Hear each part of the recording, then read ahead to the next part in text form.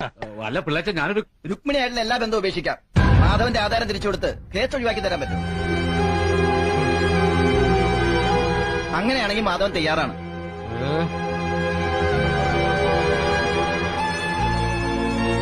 കുറെ കാലം കൊണ്ട് ഒരുമാതിരിപ്പെട്ട വിദ്യകളൊക്കെ അവൻ എന്റെ അടുത്ത് പ്രയോഗിച്ചിട്ടുള്ളതാ. സത്യമായിട്ട് പറഞ്ഞ് ഇവളെ ബോധ്യപ്പെടുത്താൻ പറ്റുമോ? നീ വാടി, എങ്കി പറയേ. ആ ശാന്തമേ, വന്ന് കേക്ക്.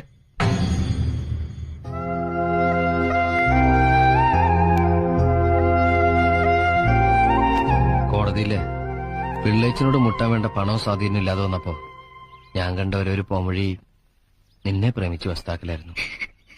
അതൊക്കെ സുഗുണനെ നമ്പൂരിച്ചനൊക്കെ അറിയാവുന്നതാണ്.